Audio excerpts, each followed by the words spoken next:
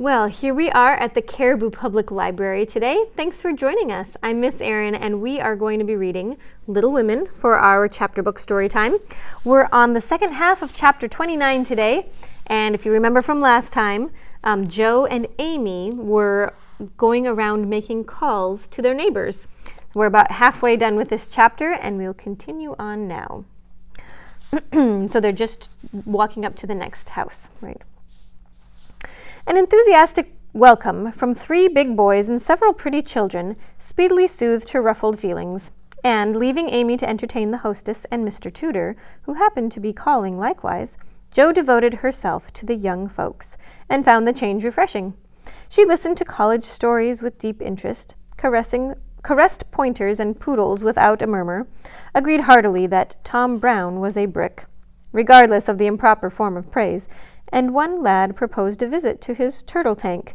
She went with an alacrity which caused Mamma to smile upon her, as that motherly lady settled the cap, which was left in a ruinous condition by filial hugs, bear-like but affectionate, and dearer to her than the most faultless couvre from the hands of an inspired Frenchwoman. Leaving her sister to her own devices, Amy proceeded to enjoy herself to her heart's content. Mr. Tudor's uncle had married an English lady who was third cousin to a living lord, and Amy regarded the whole family with great respect. For, in spite of her American birth and breeding, she possessed that reverence for titles which haunts the best of us, that unacknowledged loyalty to the early faith in kings, which set the most democratic nation under the sun in a ferment at the coming of a royal yellow-haired laddie some years ago, and which still has something to do with the love the young country bears the old, like that of a big son for an imperious little mother, who held him while she could, and let him go with a farewell scolding when he rebelled. But even the satisfaction of talking with a distant connection of the British nobility did not render Amy forgetful of time, and when the proper number of minutes had passed, she reluctantly tore herself from this aristocratic society and looked about for Jo, fervently hoping that her incorrigible sister would not be found in any position which should be disgrace upon the name of March. It might have been worse, but Amy considered it bad, for Jo sat on the grass with an encampment of boys about her, and a dirty-footed dog reposing on the skirt of her state and festival dress, as she related one of Laurie's pranks to her admiring audience. One small child was poking turtles with Amy's cherished parasol, a second was eating gingerbread over Jo's best bonnet, and a third playing ball with her gloves. But all were enjoying themselves, and when Jo collected her damaged property to go, her escort accompanied her, begging her to come again. It was such fun to hear about Laurie's larks. "Capital boys, aren't they? I feel quite young and brisk again after that," said Jo, strolling along with her hands behind her, partly from habit and partly to conceal the bespattered parasol. "Why do you always avoid Mr. Tudor?" asked Amy, wisely refraining from any comment upon Jo's dilapidated appearance. "Don't like him. He puts on airs, snubs his sisters, worries his father, and don't speak respectfully of his mother.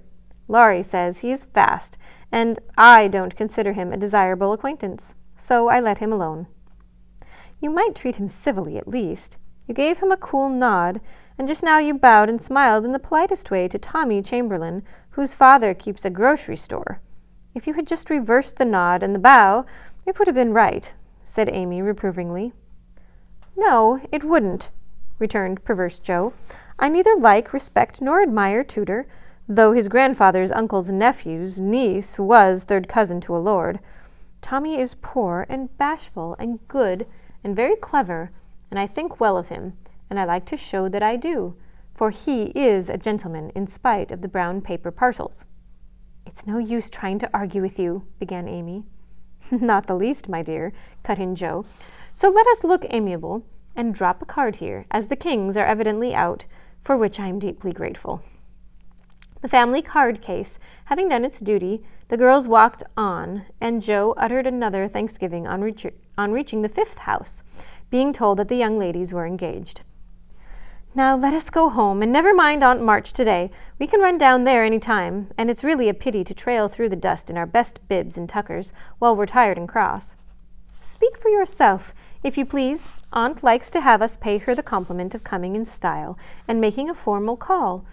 It's a little thing to do, but it gives her pleasure, and I don't believe it will hurt your things half so much as letting dirty dogs and clumping boys spoil them.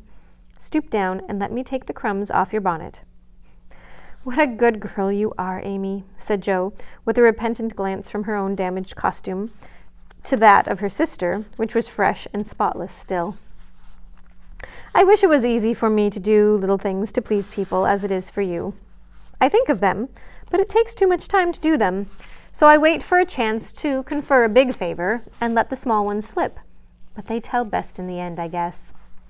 Amy smiled and was mollified at once, saying with a maternal air, "Women should learn to be agreeable, particularly poor ones, for they have no other way of repaying the kindness they receive. If you'd remember that and practice it, you'd be better liked than I am, because there's more of you. I'm a crotchety old thing, and always shall be, but I'm willing to own that you are right. Only it's easier for me to risk my life for a person than to be pleasant to them when I don't feel like it. It's a great misfortune to have such strong likes and dislikes, isn't it? It's a greater not to be able to hide them. I don't mind saying that I don't approve of Tudor any more than you do, but I'm not called upon to tell him so, neither are you, and there is no use in making yourself disagreeable because he is. But I think girls ought to show when they disapprove of young men, and how can they do it except by their manners? Preaching don't do any good, as I know to my sorrow, since I've had Teddy to manage, but there are many little ways in which I can influence him without a word, and I say we ought to do it to others if we can. Teddy is a remarkable boy and can't be taken as a sample of other boys," said Amy in a tone of solemn conviction, which would have convulsed the remarkable boy if he'd heard it. "If we were belles or women of wealth and position, we might do something, perhaps, but for us to frown at one set of young gentlemen because we don't approve of them, and smile upon another set because we do, wouldn't have a particle of effect, and we should only be considered odd and puritanical. So, we are to countenance things and people which we detest merely because we are not belles and millionaires, are we? That's a nice sort of morality." "I can't argue about it. I only know that it's the way of the world, and people who set themselves against it only get laughed at for their pains. I don't like reformers, and I hope you will never try to be one." "I do like them, and I shall be one if I can, for in spite of the laughing, the world would never get on without them. We can't agree about that, for you belong to the old set, and I to the new. You will get on the best, but I shall have the loveliest time of it. I should rather enjoy the brickbats and hooting, I think." "Well, compose yourself now, and don't worry Aunt with your new ideas."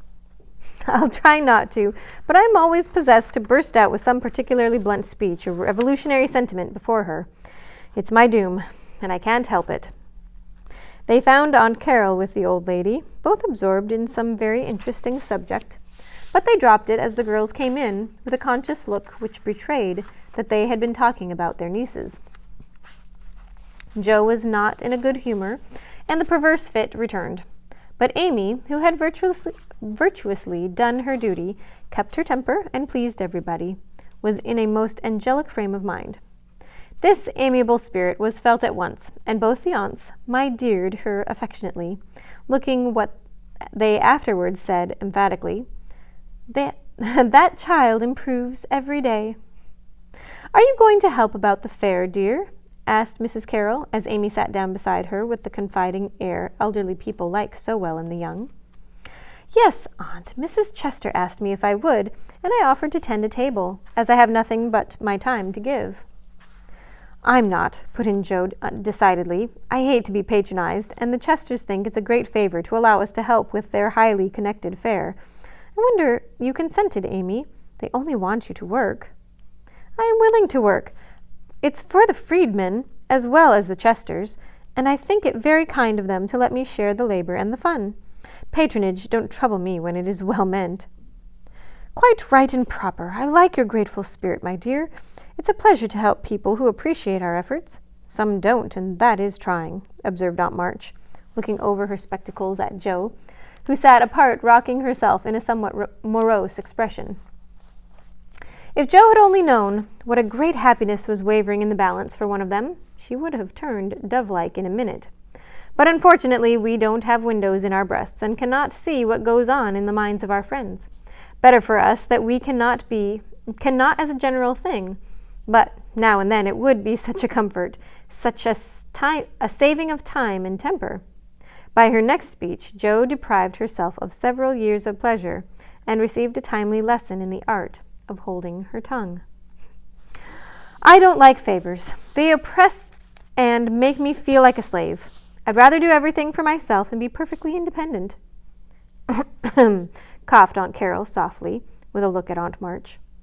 I told you so, said Aunt March, with a decided nod to Aunt Carrol. Mercifully unconscious of what she had done, Jo sat with her nose in the air and a revolutionary aspect, which was anything but inviting. Do you speak French, dear? Asked Mrs. Carrol, laying her hand on Amy's.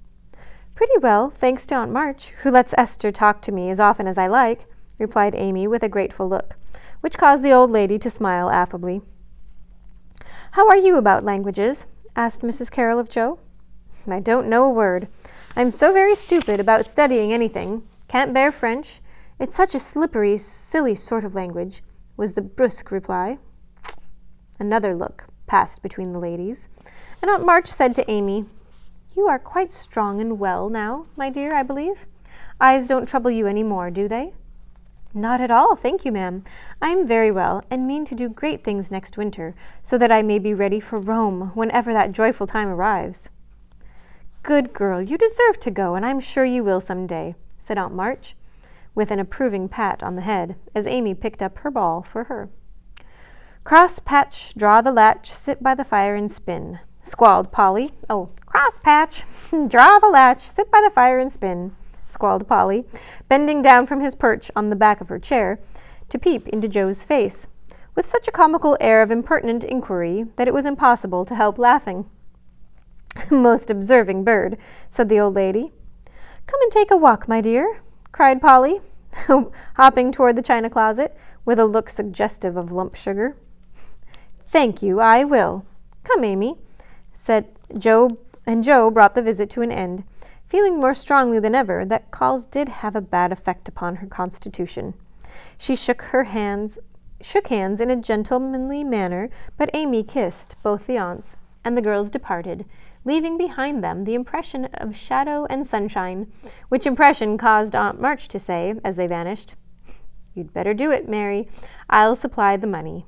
And Aunt Carrol to reply decidedly, I certainly will, if her father and mother consent. So we don't know what those old ladies were talking about, but something that we'll probably find out about pretty soon. All right, that's it for today. We'll read chapter 30 next time. Bye for now.